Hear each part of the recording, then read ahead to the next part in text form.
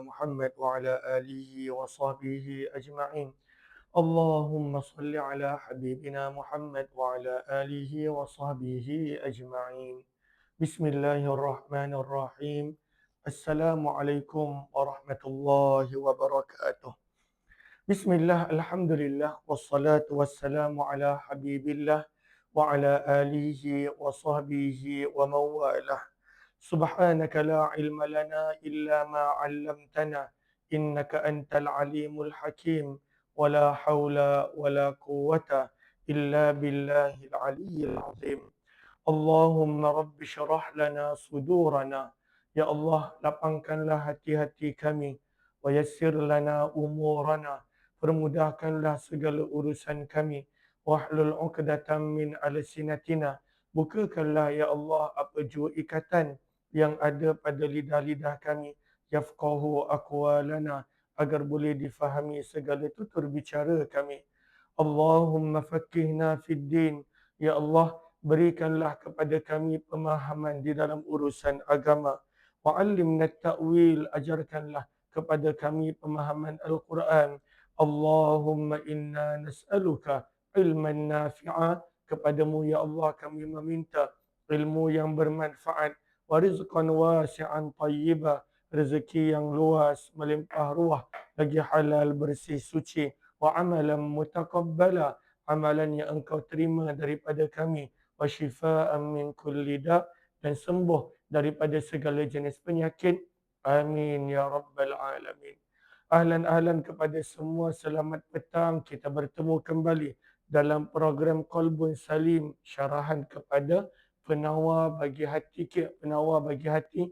Ahlan Fatimah Az-Zahra, Kak Kamiza Muhammad Amil Abu, Tuan Fauzan Muhammad daripada Terengganu, Nur Hayati Sulaiman. Ahlan kepada semua yang berada di FB, dorangan TikTok, Nur Asikin, Mi Azmi, Haifa Najwa, Rainah, kemudian ahlan Safi dan juga semua sahabat-sahabat yang lain. Kita bertemu kembali petang ni. Dah lama kita tak buat, dekat seminggu bersempena dengan Raya Haji. Kita cuti lama. Namun Alhamdulillah pada petang ini kita berkongsi kembali tentang kitab, tentang buku yang mengajak kita untuk kita menjaga hati. Dalam hadis Nabi SAW mengingatkan hati apabila elok, iza saluhat, nescaya seluruh anggota badan akan menjadi elok. Saluhal jasadu kulluh. Nabi SAW juga mengingatkan kita, wa iza fasadat, dan apabila hati itu rosak, maka akan rosaklah seluruh anggota badan yang lain. Maka hadis ini menunjukkan kepada kita betapa pentingnya untuk kita memberi perhatian kepada hati. Maka dalam untuk menjaga hati, penulis kitab bahagikan kitab ini kepada 3 bahagian.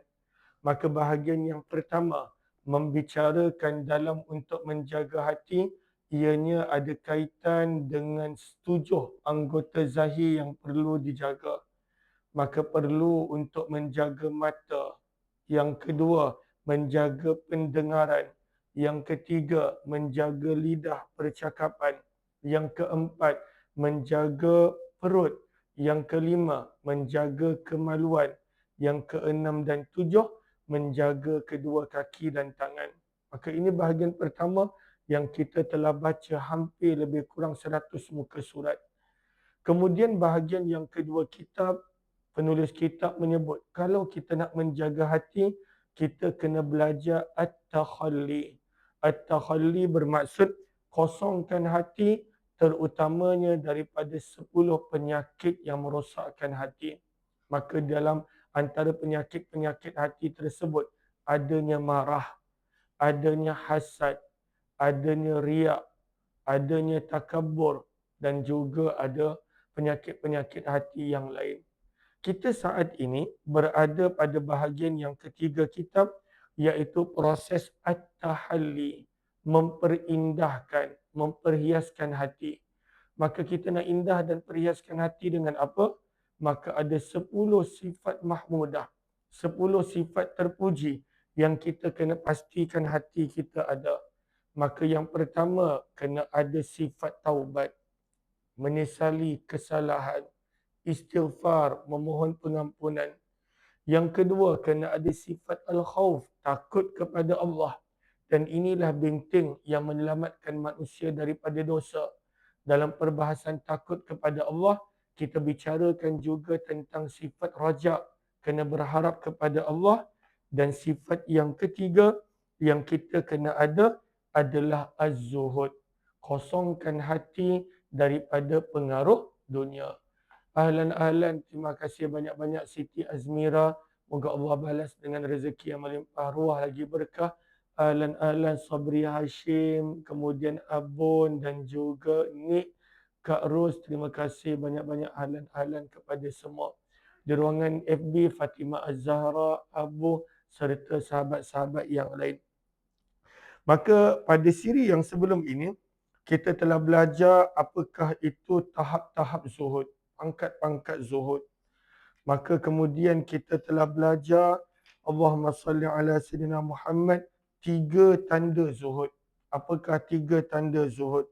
Maka kata Imam Al-Ghazali, antara 3 tanda zuhud adalah apabila hati menunjukkan tak terpengaruh dengan dunia, maka hati ini tak ada sedih, tak ada gembira dengan memiliki harta. Tak ada sedih, tak ada gembira. Begitu juga hati ini tidak mengejar pujian dan tidak kisah tentang makian. Dan yang ketiga, hati ini hanya fokus terhadap Allah Subhanahu wa taala. Maka ini antara tanda-tanda zuhud. Antara tanda zuhud yang kita telah belajar juga di awal kitab, hati ketika mana memberi lagi seronok daripada ketika mana menerima. Itu juga adalah tanda zuhud. Kemudian kita telah belajar ada 3 sebab zuhud. Kenapa manusia hatinya zuhud? Mengosongkan hati daripada pengaruh dunia.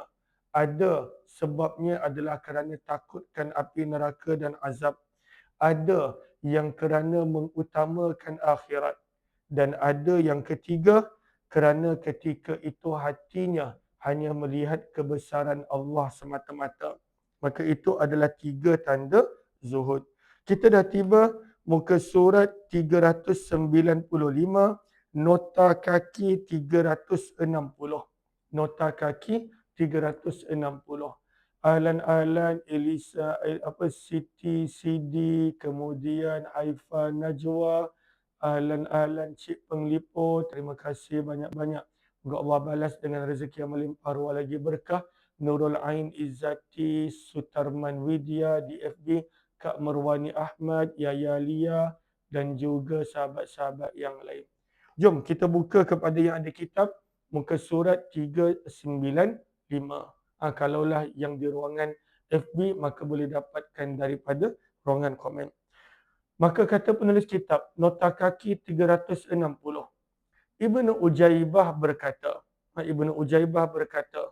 zuhud orang awam ialah meninggalkan apa-apa yang lebih daripada keperluan.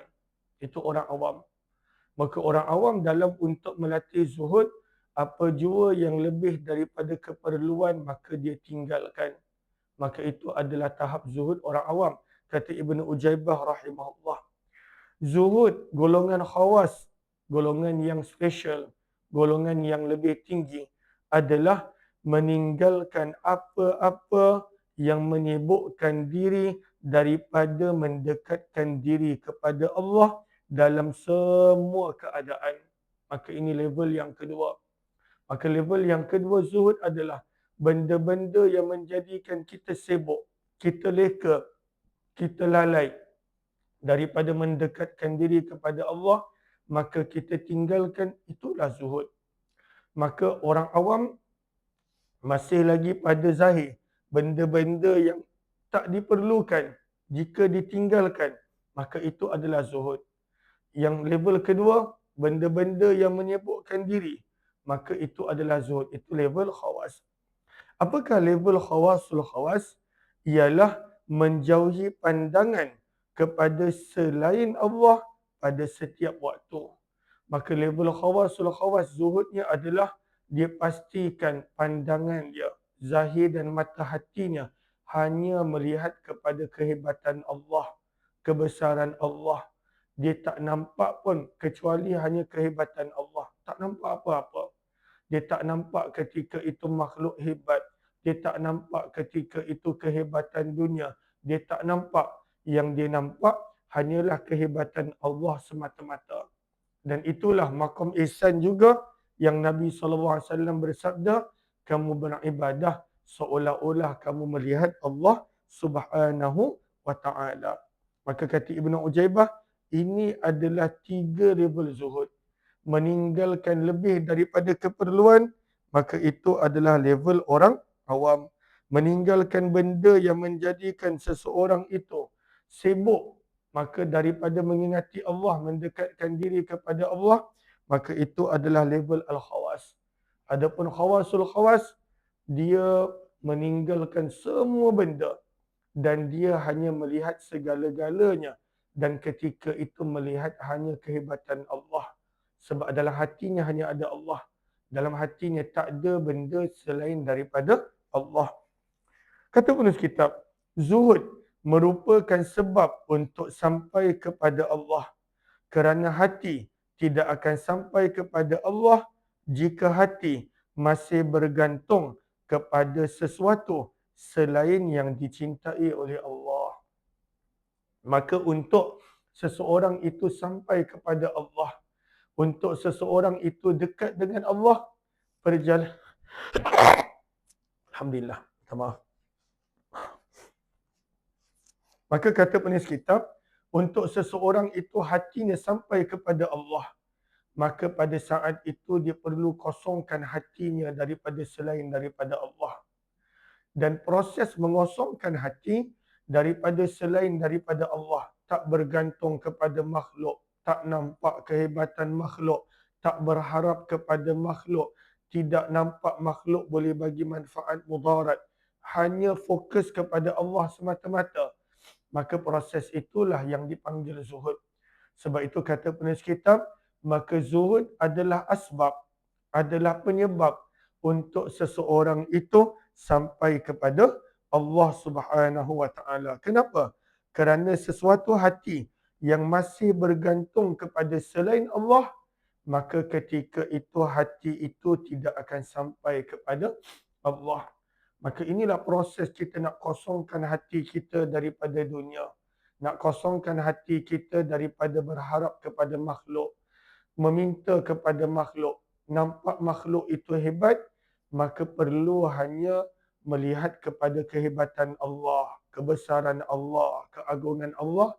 Maka proses itulah yang dipanggil zuhud, kata para ulama rahimahullahu ta'ala.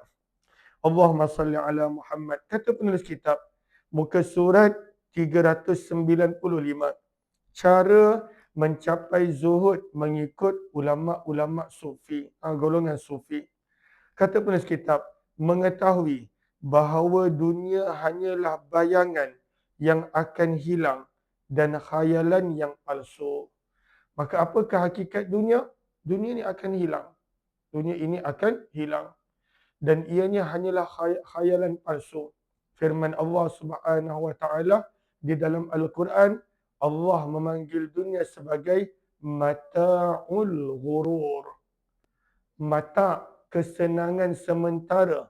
Al-ghurur ataupun al-ghurur yang penuh dengan tipu daya. Itu adalah dunia. Maka perlu kita sedar dunia ini bukanlah realiti, bukan hakikat. Kita tidak dijadikan di dunia untuk mengejar dunia. Kita taklah dijadikan di dunia untuk semata-mata kerana dunia.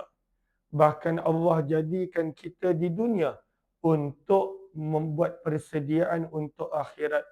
Allah jadikan kita di dunia untuk Allah uji, adakah di dunia kita masih lagi ingat kepada Allah. Alastu bi rabbikum, ketika mana di alam roh Allah tanya, dan semua manusia ketika itu menjawab, bala syahidna, kami bersaksi engkau adalah Rabb kami ya Allah. Sebab di alam roh ketika itu manusia belum diuji dengan dunia. Namun apabila manusia dihantar di dunia, maka ramai yang ketika itu menjadi lalai dengan dunia. Walaupun dah tahu dunia sementara, ramai yang kadang-kala Masya Allah Tabarakallah sampai berbunuh kerana dunia.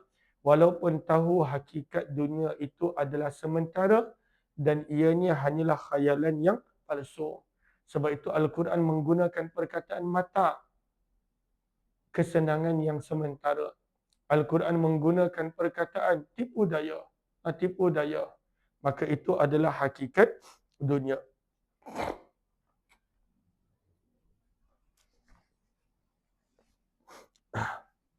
Ambil tisu.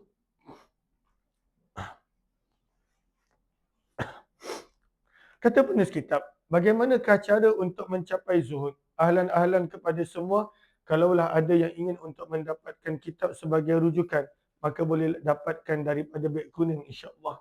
Kamisah HMS DFP Fatimah Az-Zahra, Haifa Najwa di TikTok dan juga sahabat-sahabat yang Nur Aini Hamid dan semua. Maka kata penulis kitab, cara mencapai zuhud mengikut orang sufi. Yang pertama, mengetahui bahawa dunia hanyalah bayangan yang akan hilang. Dunia akan hilang. Tak ada orang selama-lamanya kekal di dunia. Dan dunia hanyalah khayalan yang palsu. Maka sebab itu Allah sebut di dalam Al-Quran dalam suratul Kahfi, kami jadikan ma'alal ard, segala apa yang ada di atas muka bumi, ianya adalah zinatan laha, perhiasan yang sementara. Tak ada yang real pun tentang dunia, ianya hanyalah perhiasan yang sementara. Kata penulis kitab, orang yang meninggalkan dunia akan pergi ke alam baqa'. Apakah alam baqa'? Alam selepas daripada dunia. Alam baqa', baqa' bermaksud yang kekal, bermaksud yang selama-lamanya. Maka orang yang tinggalkan dunia, taklah dia terus mati, taklah dia terus hilang. Orang yang meninggalkan dunia akan berpindah ke alam yang sebenar, ke alam yang kekal. Dan daripada situlah bermulanya perjalanan alam barzah, alam kebangkitan mahsyar. Begitu juga akhirnya membawa kepada sama ada hanya salah satu daripada dua tempat kembali, syurga ataupun neraka. Maka kata penulis kitab, orang yang tinggalkan dunia, boleh jadi dia akan mendapat kebahagiaan atau mendapat kesengsaraan. Maka apakah yang menentukan selepas daripada meninggalkan dunia, dia akan mendapat bahagia ataupun mendapat sengsara, adalah bagaimana dia menjalani kehidupan dia waktu dia hidup. Maka dalam riwayat ada disebutkan, kama ta'ishun tamutun. Bagaimana kamu hidup, seperti itulah yang kamu akan mati. Dan bagaimana kamu mati, seperti itulah yang kamu akan dibangkitkan semula. Maka apakah yang menentu bahagia, sengsara, hidup manusia? Bagaimana manusia itu menjalani kehidupan di dunia. Kalaulah waktu dia di dunia, dia ikut segala perintah Allah, tinggalkan segala larangan Allah, dia jaga hati dia, maka ketika itu hidup dia akan bahagia selama-lamanya. Wa ammal ladzina su'idu fa fil jannah. Firman Allah, adapun orang-orang yang benar-benar beroleh bahagia adalah orang yang berada di dalam syurga. Yang berada di dalam syurga. Allahumma salli ala Muhammad wa ala alihi washabihi ajma'in. Pada ketika itu, manusia akan melihat hasil amalannya di dunia dulu. Maka ketika mana kita dibangkitkan semula, Allah tunjukkan apa yang kita dah buat. Maka kalaulah seseorang itu diberikan buku catatan pada tangan kanan, maka ketika itu dia tahu dia bahagia. Kalaulah dia beroleh buku catatan pada tangan kiri, dia tahu di situlah akan bermulanya kesengsaraan yang selama-lamanya. Allahumma salli ala Muhammad.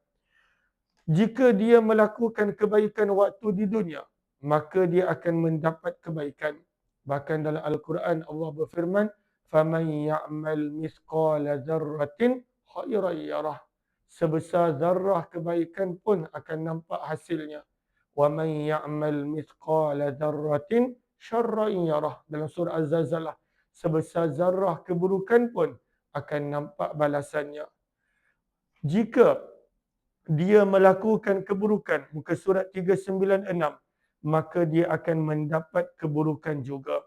Kata penulis kitab, maka yang pertama adalah kita nak tahu semua proses tadi.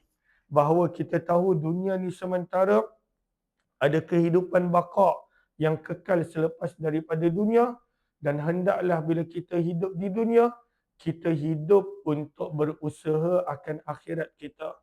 Maka itu adalah cara bagaimana untuk kita mendapatkan zuhud. Yang kedua, kata penulis kitab, mengetahui bahawa selepas dunia terdapat tempat yang lebih agung, yang lebih baik. Kalaulah kita rasa dunia ni dah best, dengan segala penyakitnya, dengan segala runsing sedihnya, dengan segala keletihannya, dengan segala-gala kekurangannya, kita dah rasa best, kita kena sentiasa letakkan dalam hati kita, dalam diri kita, bahawa akhirat itu berkali-kali ganda adalah lebih baik daripada dunia. Maka ini cara untuk mendapat zuhud. Cara untuk mendapat zuhud. Yang kedua adalah, kata penulis kitab, mengetahui bahawa selepas dunia terdapat tempat yang lebih agung dan pengakhiran yang lebih penting, iaitu akhirat yang kekal abadi. Berlaku apa pun, akhirat yang lagi utama. Berlaku apa pun, kena usaha untuk akhirat. Berlaku apa pun, akhirat adalah matlamat. Maka lama-kelamaan hati itu akan mula kosong dengan cinta dunia. Maka perlu untuk mengutamakan akhirat. Sebab itu dalam surah Al-A'la Allah tegur, bal tu'sirunal hayatad dunya, bal, bahkan, tu'siruna, kamu lebih mengutamakan kehidupan dunia. Walhal firman Allah, wal akhiratu khairun, walhal akhirat itu jauh lebih baik, wa abqa, dan jauh lebih kekal. Maka kenapa kena utamakan akhirat? Dalam surah Al-A'la Allah sebut dua sebab. Kerana akhirat itu khairun, lebih baik daripada dunia. Jauh lebih baik. Dunia sementara. Dalam Al-Quran Allah sebut satu hari akhirat bersamaan dengan 1000 tahun dunia. Punya sekejap dunia sementara. Dan akhirat itu firman Allah wa abqa, adalah lebih kekal. Maka mengapa manusia lebih mengutamakan dunia? Allahumma salli ala Muhammad.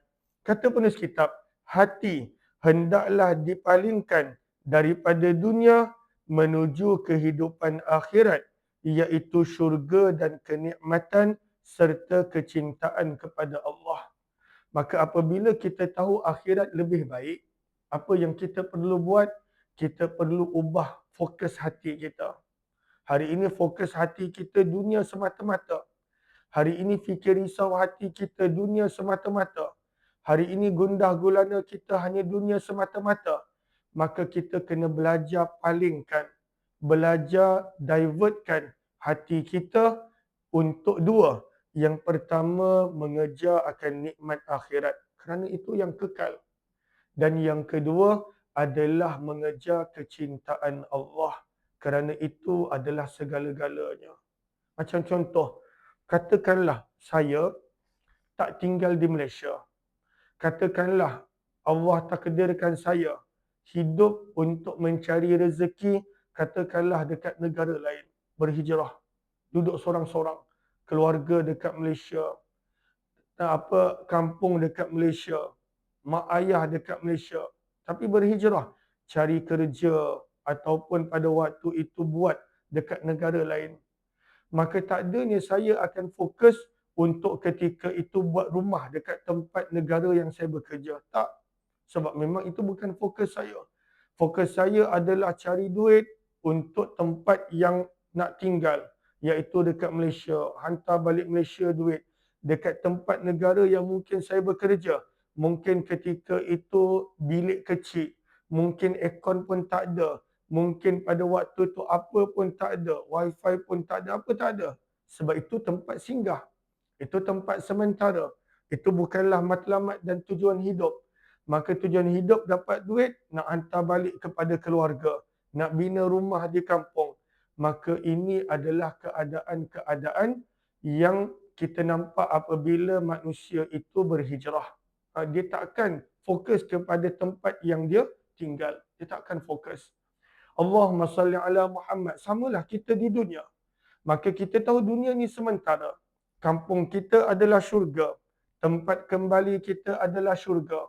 Nak tak nak kita memang perlu menuju ke akhirat. Maka ketika itu kita tak akan fokus kepada dunia. Itu yang dipanggil zuhud. Ketika itu tidak fokus kepada dunia. Allahumma salli ala Muhammad wa ala alihi wa sahbihi ajma'in. Maka kita tak fokus kepada dunia. Kita akan fokus ketika itu untuk akhirat semata-mata. Maka itulah yang zuhud, bagaimana nak kosongkan hati daripada dunia dan ketika itu nak fokuskan hati untuk akhirat. Kata penulis kitab, itulah cara untuk mendapatkan zuhud. Maka hati hendaklah dipalingkan daripada dunia menuju kehidupan akhirat. Kerana itu yang sebenar. Dan mendapat kecintaan kepada Allah. Maka bagaimanakah nak zuhud? Hendaklah berkorban dan berjihad. Nak lawan siapa jihad? Melawan nafsu di dunia. Ini yang susah. Yang menjadikan kita susah nak mengosongkan hati daripada dunia adalah kerana tuntutan nafsu. Maka nafsu nak tu, nafsu nak ni, nafsu tuntut itu, nafsu tuntut ini, nafsu mengamuk nak ni, nafsu bergaduh dengan orang nak ni. Maka nafsu yang menjadikan manusia ketika itu hatinya masalah. Nafsu. Maka sebab itu nafsu, kalau tak dijaga, Al-Quran mengajarkan kepada kita, dia akan banyak suruh dan ajak melakukan benda yang tak baik. Innan nafsa la'ammaratum bisu'. Maka kalaulah kita nak palingkan hati kita daripada dunia kepada nikmat syurga, daripada cinta dunia kepada cinta Allah, maka benda yang perlu kita buat, kata penulis kitab, perlu untuk berjihad mendidik nafsu. Perlu berjihad tarbiyah nafsu. Maka takkan berjaya proses zuhud ini jika kita tak mampu mengawal nafsu kita. Jika ketika itu kita kalah pada tuntutan dan kemahuan nafsu. Nafsu ni kita tak boleh nak hapuskan dia. Nafsu itulah diri kita. Tapi kita boleh tarbiyah dia, didik dia. Daripada ammarah, lama-lama menjadi lawamah, lama-lama menjadi mulhamah, lama-lama menjadi nafsu mutmainnah. Daripada nafsu mutmainnah, kita tarbiyah didik dia, lama-lama menjadi radiyah, lama-lama menjadi mardiyah, sehingga akhirnya nafsu itu menjadi nafsu yang kamilah, nafsu yang sempurna, nafsu yang ketika itu hanya menginginkan Allah dan juga menginginkan apa jua yang dicintai oleh Allah. Maka ini yang kedua. Yang kedua, nak mendidik diri bahawa ada tempat yang lebih baik daripada dunia. Itulah syurga dan keredaan Allah. Maka yang pertama tadi, nak mengingatkan hati bahawa dunia ni sementara. Dunia ini tak kekal. Yang ketiga, kata penulis kitab, mengetahui bahawa zuhud orang yang beriman terhadap dunia tidak dapat menghalang apa-apa yang telah ditetapkan untuk mereka. Maka bagaimanakah nak datangnya zuhud? Kita kena yakinkan hati kita. Apa yang kita nak yakin? Macam mana sekalipun zuhud kita, kalaulah Allah nak bagi kita dunia, kita tak tetap akan dapat. Maka dunia bukanlah keutamaan. Dan nak didikkan yakin hati kita bahawa macam mana kita usaha bersungguh-sungguh untuk sesuatu, kalaulah Allah kata bukan milik kita, kita tetap tak akan dapat. Maka ini perlu kita tanamkan dalam diri kita. Supaya kalaulah kita dapat nikmat, kita tak sombong, lupa diri. Dan kalaulah kita tak dapat pun, kita tak sedih dan kita tak rasa apa-apa. Sebab kita yakinkan hati kita bahawa semuanya mengikut kehendak Allah Subhanahu wa ta'ala. Maka yang ketiga, bagaimanakah nak mendidik zuhud pada hati? Mengetahui bahawa zuhud orang yang beriman terhadap dunia tidak menghalang apa-apa yang telah ditetapkan untuk mereka. Kalaulah seseorang tu dia zuhud tinggalkan dunia macam mana sekalipun, Allah kata dia dapat dunia, dia tetap akan dapat dunia. Dan mempercayai dalam hati bahawa usaha mereka yang bersungguh-sungguh untuk mendapat dunia tidak akan memberikan apa-apa yang tidak ditetapkan untuk mereka. Apa yang menjadi bahagian mereka, itulah untuk mereka, dan jika tidak ada bahagian untuk mereka, pasti tidak akan mendapatkannya. Ini kena letak yakin dalam hati supaya dunia tak mempengaruhi hati. Hari ini kadang-kala kalau kita tak ada yakin ini, itu yang kita sedih bila terlepas sesuatu daripada dunia. Itu yang kita tertekan apabila tak dapat sesuatu yang kita nak daripada dunia. Walhal zuhud adalah sebagaimana yang kita baca, kita tak sedih dan tak gembira apabila berkaitan dengan dunia. Sebab kita tahu, kalaulah kita tak nak sesuatu, Allah tentukan tetap dapat. Dan kalaulah kita bersungguh-sungguh kejar sesuatu, dan kalaulah Allah tak nak bagi, tetap kita tak akan dapat apa-apa. Wallahu a'lam. InsyaAllah kita akan sambung esok tahap kesempurnaan dalam zuhud. Maka terima kasih kepada semua. Sehari kita ada 3 kali live. 8.30 pagi Hayati Quran, 6 petang Penawar Hati, dan 11 malam Sirah Nabi, insyaAllah. Terima kasih semua. Moga Allah balas dengan sebaik kebaikan dan ganjaran. Minta maaf, lama sikit rehat Raya Haji ni. Lagipun sebab Allahumma salli ala Sayyidina Muhammad ulang alik kampung, maka sebab itu tak sempat untuk buat live. Namun Alhamdulillah, mudah-mudahan kita dapat istiqamah insya-Allah. Wallahu a'lam. Subhanallahi wa bihamdihi, subhanakallahumma wa bihamdika, nashhadu an la ilaha illa anta, nastaghfiruka wa natubu ilaik. Terima kasih banyak-banyak Kak Kamiza Muhammad Amil, Fatimah S, Norini Mustafa, Acin Alim, Fatimah Az-Zahra, Abu, dan juga sahabat-sahabat lain di ruangan FB, TikTok, Raja Azizah, Marda WKN, Adawiyah, Sabariyah, Rainah, Haifa Najwa, Nani Mamat, Nur Aini Hamid, dan juga Hayati Saleh. Terima kasih semua. Jumpa lagi. Allahu a'lam.